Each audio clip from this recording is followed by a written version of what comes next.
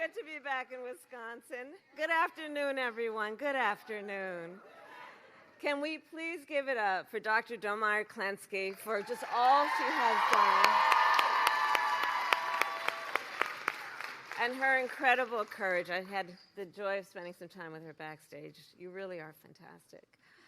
And of course, it is good to be with my dear friend Tammy Baldwin. She was here earlier today, but she had to go back to Washington for some important votes.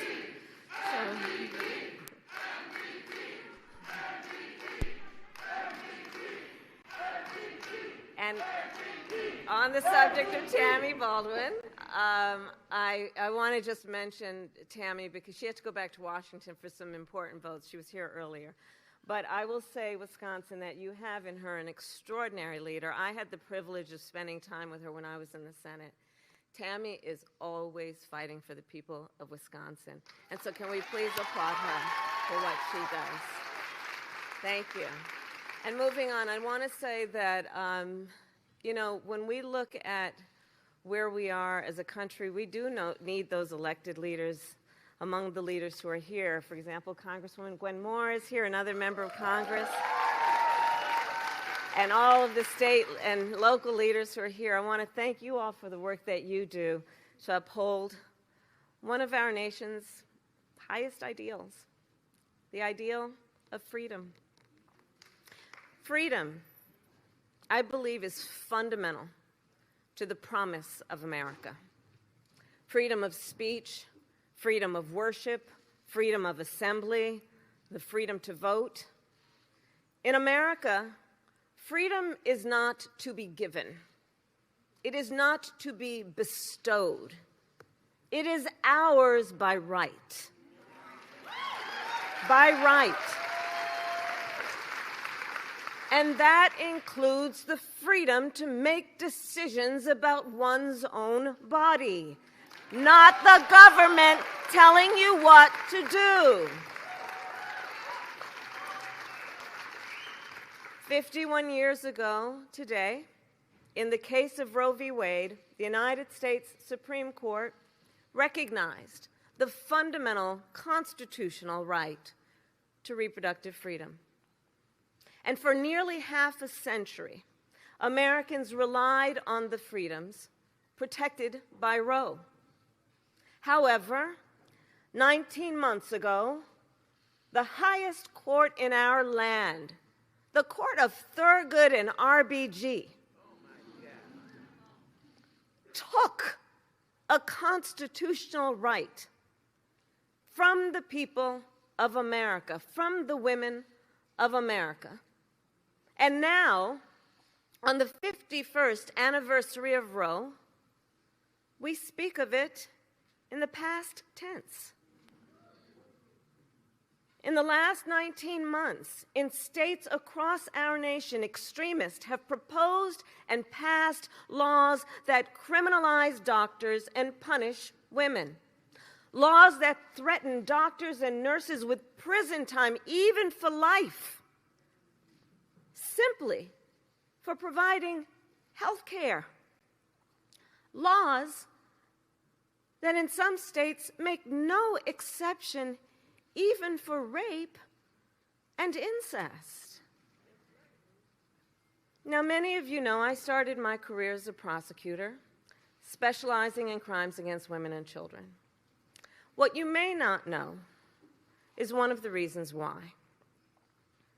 So when I was in high school, I learned that one of my best friends was being molested by her stepfather.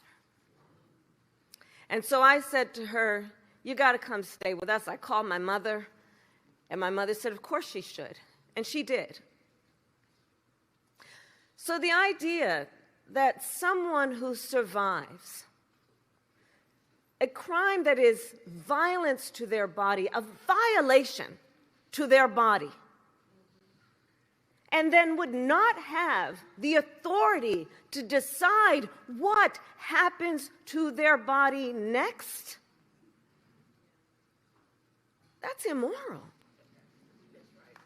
It's immoral.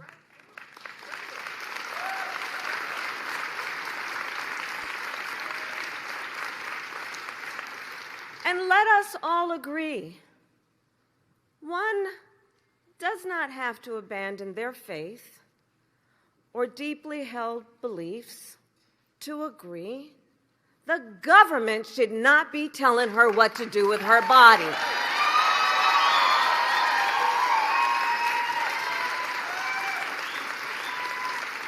If she chooses, she will consult her pastor, her priest, her rabbi, her imam, but not the government telling her what to do. This is, in fact, a healthcare crisis. And there is nothing about this that is hypothetical. Today in America, 1 in 3 women of reproductive age live in a state with an abortion ban. 1 in 3. And let us understand what that really means for people across our nation. Let us understand the horrific reality that women are facing every single day since Roe was overturned. I have met women who have had miscarriages in toilets because they were refused care.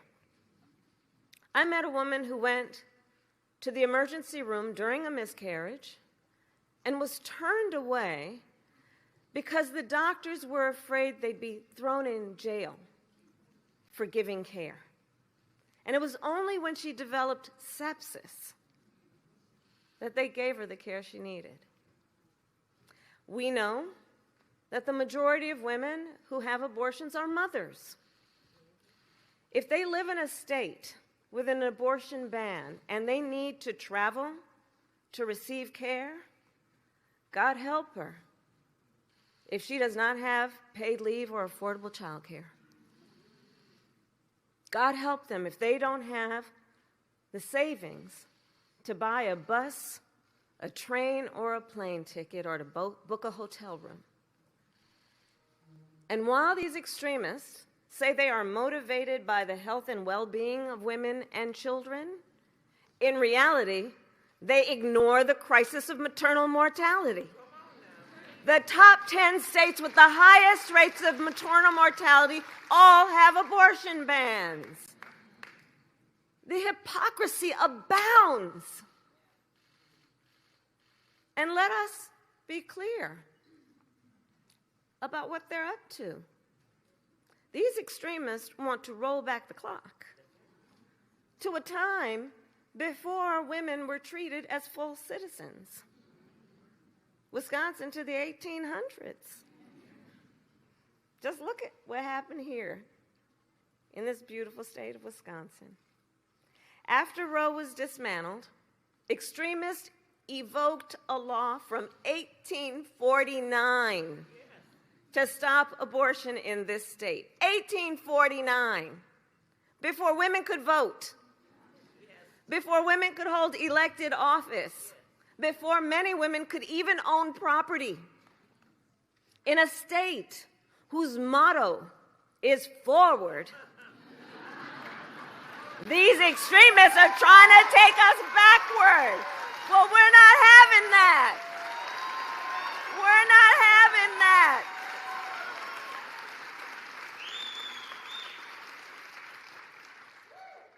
And just look at what the fallout has been. The reproductive care clinics across the state that had to close. The women that hospitals had to turn away. Women like Megan. So Megan learned she was pregnant early last year. A few months later, she and her husband, John, went to their doctor for a routine ultrasound. And it revealed devastating news for them. The fetus had a severe genetic disorder, and Megan's pregnancy threatened her life. But because of that 1849 law, Megan's doctor could not provide a life-saving abortion unless he found 2 other physicians to sign off. He called doctor after doctor here in Wisconsin, but none were willing to risk going to prison. Ultimately, Megan had to go to Minnesota to receive care. She had to leave the state where she calls home to save her life. Thankfully, late last year, a judge declared that this 1849 law did not apply to abortion, and some clinics in Wisconsin have since reopened. But that does not undo or heal the incredible pain that women like Megan have endured. Megan and her husband, John, are here with us today, and in front of all the friends, let us applaud them for their courage. And I thank them for the time that I had with them today. Can we please applaud them?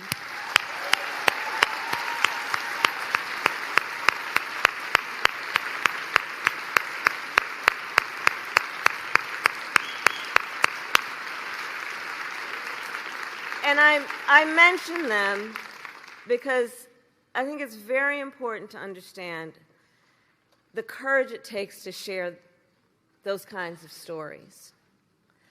And the reality of what is happening in real time across our country is that for every story we hear, there are so many that we do not hear about. Today, an untold number of women are silently suffering. Women who are being subjected to profound judgment. Women who are being made to feel as though they did something wrong, as though they should be embarrassed, being made to feel as though they are alone. And to those women I say, we see you, and we are listening, and we see your incredible strength, and we are here with you.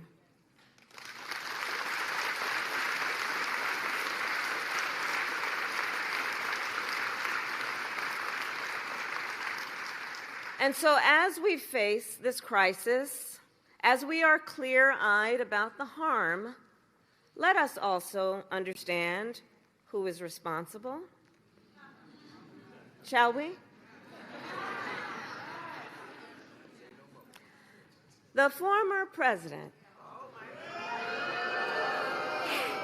handpicked 3 Supreme Court justices because he intended for them to overturn Roe. He intended for them to take your freedoms. And it is a decision he brags about. Yes, he does.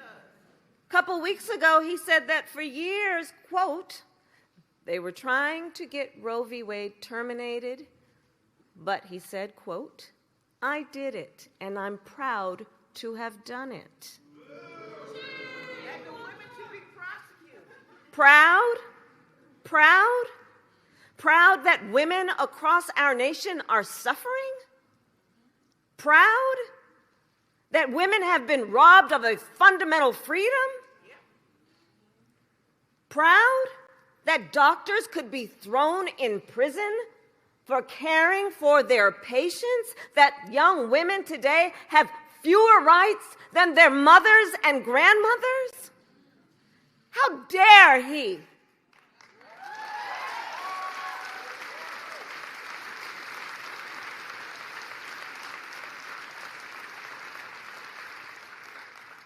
And the extremists are not done. This afternoon, in the Wisconsin legislature, extremists will hold a hearing on a new bill that would ban abortion in this state with no exception for rape and incest. And in the United States Congress, extremists are trying to pass a national abortion ban to outlaw abortion in every single state. But what they need to know is that if Congress passes a national abortion ban, President Joe Biden will veto it.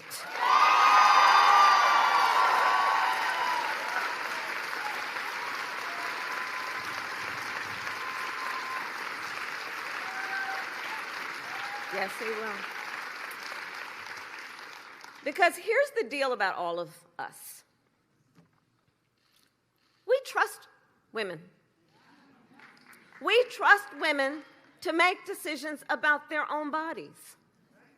We trust women to know what is in their own best interest.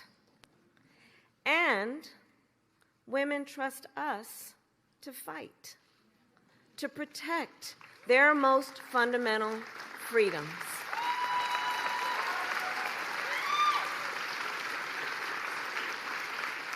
And it is going to take all of us. It is going to take all of us. Joe Biden and I are fighting in court to protect women's access to medication and emergency care. We strengthened the patient privacy protections so that medical records stay between a woman and her doctor. And we are protecting the right of women to travel for abortion care. But the bottom line is, to truly protect reproductive freedoms, we must restore the protections of Roe. Because you see, what the United States Supreme Court took, Congress can put back in place.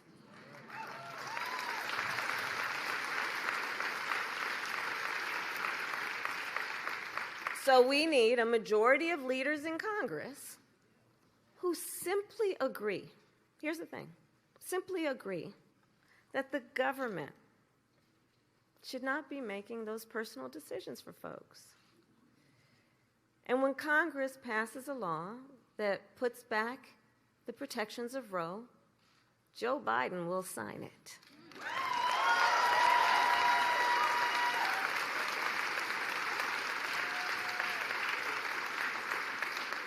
So I'll close with this. It's going to take all of us to get us to that place. Everybody here. And momentum is on our side. We are winning. Since Roe was overturned, every time reproductive freedom has been on the ballot, the people of America have voted for freedom. From Kansas to California to Kentucky, in Michigan, Montana, Vermont, and Ohio, the people of America have voted for freedom. And not by a little, by overwhelming margins. Proving also, this is not a partisan issue. Tens of millions of Americans in red states and blue, including here in Wisconsin, marched to the polls in defense of fundamental freedoms. So I say, the voice of the people has been heard, and it will be heard. And then I finally ask, today, Wisconsin, are you ready to make your voices heard? Do we trust women? Do we believe in reproductive freedom? Do we believe in the promise of America? And are we ready to fight for it? And when we fight, we win. God bless you. God bless the United States of America. Into the war room to see you, so I had to hack my way onto this frequency. This better be critical, Wheelie. So, come on, when is it not, please? Okay, couple of things. I'm running low on the dough. I was thinking about taking a couple of months sick leave, maybe starting today. And, oh yeah, I intercepted a transmission from Megatron. Then send it through. Yes, sir, right away, sir. And so I'll assume that we're good on the other stuff. This is your last warning, insects. Relinquish what remains of the Allspark. So who's the insect? You? What? Who's the insect? Protect you. They were defeated on our world, and we will defeat them here. The Megatron. This was just a diversion. Security, please bring up. Rabbit, she's already inside. Deeds! Give me an update on that reserve. Boss readiness. What was his name? What was it? Evac, sir. Right, evac.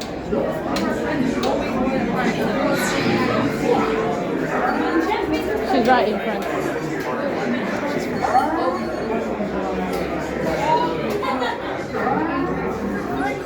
We are facing a heavy sustained attack. They appear to be after the All-Star card. General! General!